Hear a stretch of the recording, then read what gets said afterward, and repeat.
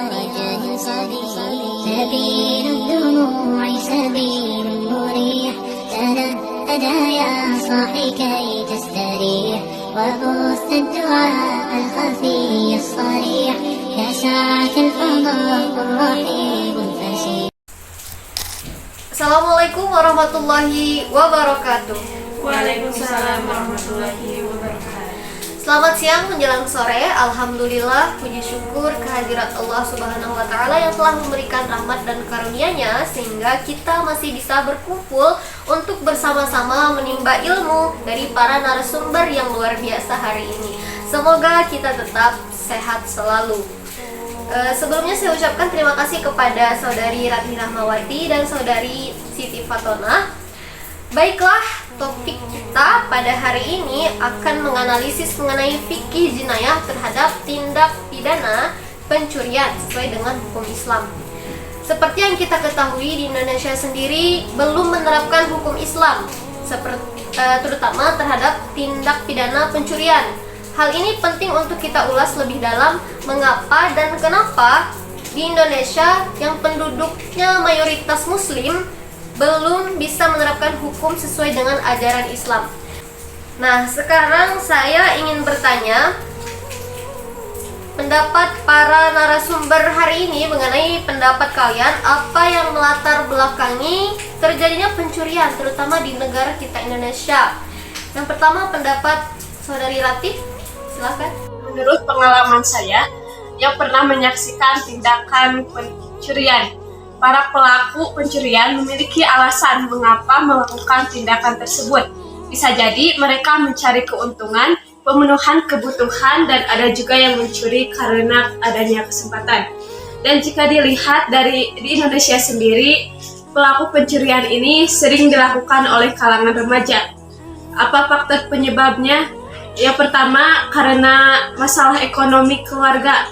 Yang kedua, ada kontrol dari lingkungan yang kurang dan pergaulan dari seorang yang memiliki pekerjaan sebagai pencuri. Tindakan pencurian dengan menggunakan alasan apapun tidak dibenarkan di hadapan hukum. Mungkin itu dari saya. Lalu bagaimana pendapat Saudari Fatona selain daripada faktor ekonomi, karena pergaulan, salah pergaulan dan lain sebagainya? Bagaimana menurut Anda?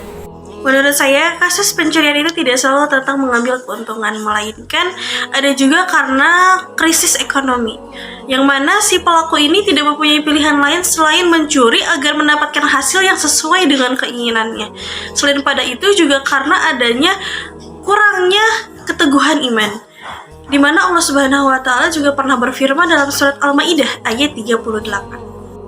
Jadi yang artinya yaitu laki-laki yang mencuri dan perempuan yang mencuri, potonglah tangan keduanya sebagai pembalasan bagi apa yang mereka kerjakan dan sebagai siksaan dari Allah Subhanahu wa Ta'ala. Dan Allah Maha Perkasa lagi Maha Bijaksana. Seperti itu dari saya. Oke. Yang saya tangkap dari pendapat para narasumber mengenai latar belakang terjadinya pencurian itu disebabkan oleh beberapa faktor ya. Yang pertama tadi ada krisis ekonomi, kemudian salah pergaulan, mencari keuntungan, dan yang lebih parah itu adalah lemahnya iman dan adanya kesempatan. Baik. Yang saya ingin tanyakan juga, apakah korupsi termasuk ke dalam kategori pencurian dan perampokan? Karena akibat dampak korupsi ini terlalu banyak orang yang dirugikan. Bagaimana menurut Anda? Menurut saya, secara umum, korupsi atau pencurian, perampokan adalah dua konsep yang berbeda. Pencurian dan perampokan biasanya merujuk pada tindakan mengambil barang atau hak tanpa izin. Sementara korupsi melibatkan penyalahgunaan kekuasaan atau posisi untuk keuntungan pribadi atau kelompok. Meskipun keduanya berhubungan dengan ketidakjujuran dan pelanggaran hukum, korupsi lebih terfokus pada penyalahgunaan wewenang atau kepercayaan untuk keuntungan pribadi dan sering dikaitkan dengan praktik-praktik tertentu di dalam struktur pemerintahan atau sektor swasta. Sementara pencurian dapat merujuk pada tindakan yang lebih umum dan langsung terkait dengan mengambil barang atau kekayaan secara ilegal. Saya mungkin hanya akan sedikit menambahkan bahwa pada kasus pencurian dan korupsi juga termasuk pelanggaran HAM. dengan sifat yang relatif ringan dan terjadi dalam konteks kehidupan sehari-hari. Seperti contohnya itu seperti pencurian, pelanggaran, dan kekerasan fisik yang bersifat ringan seperti itu kan ya. Sedangkan tindak pidana korupsi merupakan tindakan korupsi yang melanggar HAM juga. Karena korupsi pasti merugikan bagi seseorang atau sekelompok orang, kekeliruan serta kelalaian implementasi. Oke, baiklah, berarti pada dasarnya pencurian dan korupsi ini memiliki persamaannya, yaitu unsur ketidakjujuran, kemudian kerugian ekonomi dan sosial, kemudian pelanggaran hukum juga. Namun hanya saja berbeda konsep dalam cara melakukan hal tersebut. Baiklah. Lalu bagaimana pendapat kalian mengenai tindak pidana pencurian dan korupsi yang jika kita lihat pada kenyataannya tidak adil dalam pelaksanaannya? Seperti tadi yang saudari Fatanah katakan bahwasanya pencurian itu lebih ringan daripada korupsi. Tapi pada kenyataannya malah sebaliknya, korupsi itu hukumannya seolah-olah lebih ringan daripada pencurian. Bagaimana? Nah, untuk masalah itu mungkin tidak semua korupsi itu lebih ringan ya hukumannya daripada pencurian. Ada juga yang korupsi itu lebih berat hukumannya daripada pencurian, tapi tidak menutup kemungkinan korupsi itu ada yang ringan hukumannya daripada pencurian, pasti ada saja. Nah, di hukuman korupsi dan pencurian itu sendiri memiliki perbedaan tergantung pada negara dan sistem hukum yang berlaku. Namun secara umum, hukuman korupsi seringkali dianggap lebih ringan daripada hukuman pencurian karena korupsi dianggap sebagai kejahatan yang lebih sulit untuk dibuktikan dan dihukum. Selain itu, korupsi juga seringkali dilibatkan orang-orang yang memiliki kekuasaan dan pengaruh yang besar, sehingga sulit untuk menegakkan hukum secara adil. Perlu diingatkan bahwa penegasan hukum harus dilakukan dengan adil dan berdasarkan bukti yang sangat kuat. Oke, dari beberapa pembahasan tadi mengenai pencurian yang disebabkan oleh beberapa faktor, tentunya di Indonesia sendiri telah menegakkan hukum untuk pelaku pencurian. Dan untuk hukum Islam sendiri, pasti tidak banyak orang-orang mengetahui tentang hukum fikih jinayah ya, terutama dalam kasus pencurian. Nah, coba saudari Fatanah dan saudari Ratih jelaskan mengenai hukum yang ditegakkan di Indonesia dan di dalam Islam. Baiklah, saya akan menjelaskan hukum di Indonesia.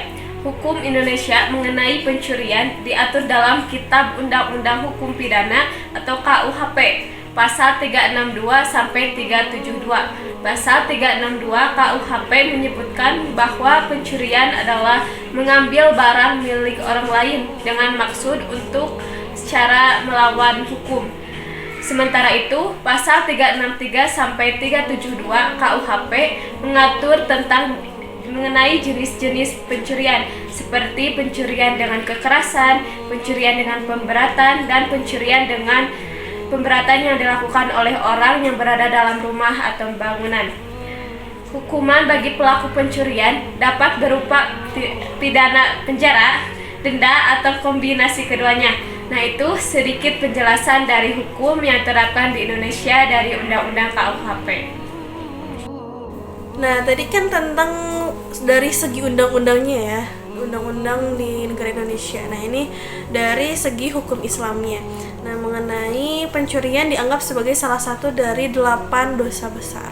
Mengapa demikian? Karena dalam hukum ini dihukumi dengan hukuman yang tegas. Hukuman yang diberikan tergantung pada jenis dan besarnya barang yang dicuri, serta apakah pelaku merupakan pengulang atau bukan. Lalu hukuman yang dapat diberikan antara lain yaitu seperti hukuman ta'zir, qisas, ataupun hudud. Namun, perlu diingatkan bahwa penerapan hukum dalam fikih jinayah harus memenuhi syarat-syarat tertentu, seperti adanya bukti yang kuat dan adil, serta harus dilakukan oleh pihak yang berwenang. Kalau untuk hukum KUHP di Indonesia, sudah jelas telah diterapkan ya.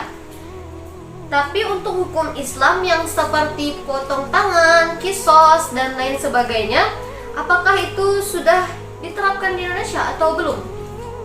Hukum Islam mengenai tindak pidana pencurian sudah ditetapkan di Indonesia, terutama dalam kasus-kasus yang melibatkan masyarakat Muslim. Namun, seperti yang saya sebutkan sebelumnya, penerapan hukum Islam di Indonesia masih memiliki perbedaan dalam interpretasi dan aplikasi di berbagai daerah. Selain itu, penerapan hukum Islam juga memenuhi syarat-syarat tertentu, seperti adanya bukti yang kuat dan adil, serta dilakukan oleh pihak yang berwenang. Mungkin itu. Baik, dari hasil analisis kami mengenai fikih jinayah terhadap pidana pencurian yang disebabkan oleh beberapa faktor seperti krisis ekonomi, salah pergaulan, mencari keuntungan, lemah iman, dan lain sebagainya. Lalu mengenai korupsi juga, apakah termasuk pencurian? Ya, termasuk pencurian. Hanya saja berbeda konsep. Pencurian dan perampokan biasanya merujuk pada tindakan mengambil sesuatu tanpa izin atau hak. Sementara korupsi melibatkan penyalahgunaan kekuasaan atau posisi untuk keuntungan pribadi atau kelompok. Pencurian termasuk dalam pelanggaran hak asasi manusia yang tergolong ringan, sedangkan korupsi bukanlah masalah yang biasa, melainkan kasus berat. Dan terakhir yaitu mengenai ancaman tindak pidana pada pelaku pencurian di Indonesia dan hukum Islam. Tindak pidana di Indonesia mengenai pencurian diatur dalam Kitab Undang-Undang Hukum Pidana KUHP pasal 362, 372. Pasal 362 KUHP menyebutkan bahwa pencurian adalah mengambil barang milik orang lain dengan maksud untuk dimiliki secara melawan hukum.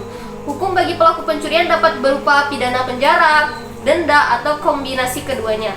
Sementara hukum mengenai pencurian, hukum Islam mengenai pencurian, yaitu hukuman yang diberikan tergantung pada jenis dan besarnya barang yang dicuri, serta apakah pelaku merupakan pengulang atau bukan. Hukum yang dapat diberikan antara lain hukuman takzir, kisos, atau hudud. Namun, perlu diingat bahwa penerapan hukum dalam fikih jinayah harus memenuhi syarat-syarat tertentu, seperti adanya bukti yang kuat dan adil, serta harus dilakukan oleh pihak-pihak yang berwenang. Baiklah, demikian analisis kami mengenai fikih jinayah tentang tindak pidana pencurian. Dari semua pembahasan atau analisis kami ini pasti tidak luput dari kesalahan, baik dalam mengeluarkan pendapat ataupun berasumsi ya. Jadi kalau penonton dikira kiranya kurang puas, maka bisa memberikan kritik dan saran, dan silahkan tulis di kolom komentar. Sekian dan terima kasih. Assalamualaikum warahmatullahi wabarakatuh.